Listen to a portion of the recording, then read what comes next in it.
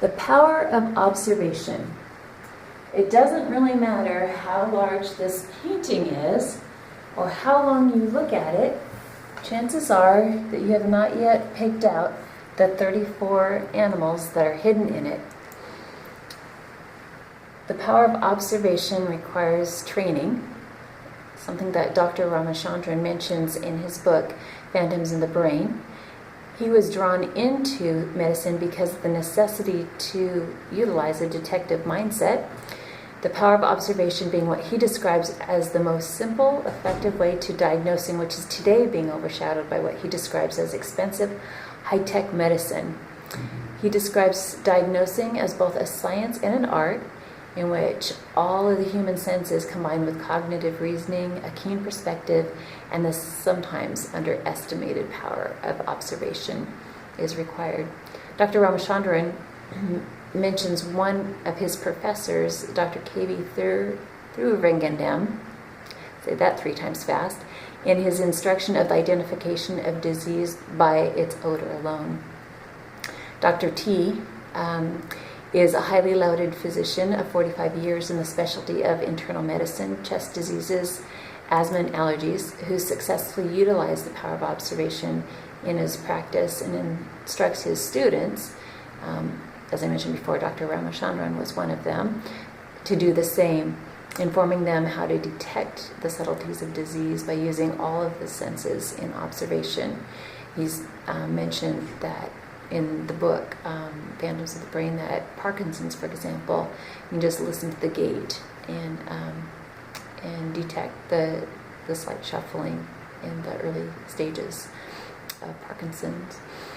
And in a story told by one of his students, Dr. Gurumurthy, in the paper The Hindu, Dr. T is told to have diagnosed a patient with an aneurysm of the aorta in just 3 minutes by examining the characteristics of the pulsations of the blood vessels in the neck, wrists, ankles, and feet. And in Phantoms in the Brain, Dr. Ramachandran provides a few examples of using the olfactory system in the detection of diseases, which I'm going to focus on. Upon further investigation, this dates back to the ancient Greek physician Hippocrates. And how does it work? Here's a list of diseases, their odors, and sources, what we can identify so far. But some of the diseases and the related odors are patients with diabetic ketosis. Their breath smells fruity, kind of like the acetone from nail polish. And typhoid fever smells like freshly baked bread. Some of these diseases are kind of outdated due to vaccinations and such, but this is a good example of what's going on in the body. Scrofulia has a stale beer stench. Rubella smells like newly plucked chicken feathers. Not like any of us really know what that smells like anymore. Lung abscesses are simply described as foul smelling. Liver failure has an ammonia type Windex odor.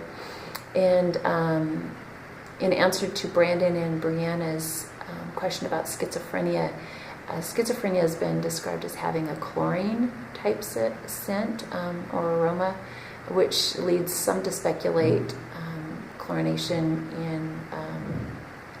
in water sources, which leads to a whole other debate. In their article, Breath Analysis, Potential for Clinical Diagnosis and Exposure Assessment, Chow and Dwan describe the chemical makeup of breath as a mixture of nitrogen, oxygen, carbon dioxide, water, and inert gases, along with 1,000 trace volatile organic compounds, or VOCs. These VOCs make up a person's breath very widely between individuals due to many factors: age, diet, gender, genetics, smoking habits, and then differing environmental exposures to pollutants. Of the 1,000 trace VOCs, only a few are common to all humans and are informative for clinical diagnosis. These VOCs are produced by metabolic processes, and they include isoprene, acetone, ethane, and methanol. VOCs emit from different parts of the body. Bulger Basic describes this process more in detail. VOCs are secreted by cells and accumulate in the breath, urine, skin, blood, sweat, and feces. Most VOCs are analyzed through exhaled breath, and human olfaction is capable of discerning the identifying characteristics of certain metabolic and genetic disorders. It is recognized that exhaled breath, or EB analysis, is a valuable non-invasive approach to diagnosis, especially in children, although some technology exists, such as gas chromatography, this big old machine here with mass spectrometry, and electronic noses. According to a paper by Piera and colleagues, the search continues for technology that proves to be more reliable, which leads us back to the human olfactory system, which is capable of discriminating at least 1 trillion different olfactory stimuli. When we breathe in, the mucus-lined olfactory epithelium captures these VOC molecules.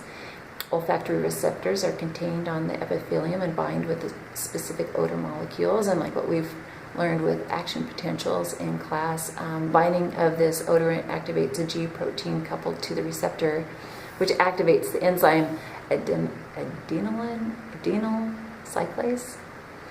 Anyway, that's embedded in the plasma membrane of the cilia and catalyzes the conversion of ATP to the second messenger cyclic AMP, CAMP. CAMP then opens up a light ligand-gated sodium channel, depolarizing the cell with an influx of sodium. And if this depolarization reaches threshold, it generates an action potential along the olfactory nerve to the olfactory bulb, which then projects to the piriform cortex in the temporal lobe, as well as the hypothalamus and amygdala. Projections that travel through the thalamus give information to the cerebral cortex, and it's registered then as a particular odor. Human olfaction, as sensitive as it is not capable in detecting cancer in the early stages. However, the dog's nose can. Dogs' noses can be 10,000 more sensitive due to the more than 1 billion olfactory receptors on their much larger epithelium. Sniffer dogs have been used with very positive results in detecting lung cancer in the early stages, as well as ovarian, bladder, and colorectal cancers, indicating specific smells exist for these cancers. Research conducted thus far has determined that VOCs released in diseases such as lung and breast cancer are due to lipid peroxidation or oxidative stress. However, more research is needed about other specific biological pathways that make up the scent of disease. Which leads us back to Dr. Ramachandran's belief that successful diagnosis of a patient may just be in the most simplest form. The power of observation, of course, with the occasional help of our best friend Fido. This is not Fido, this is Stewie from the Institute Foundation. She's a very successful cancer detection dog. Thank you for watching, and have fun in class.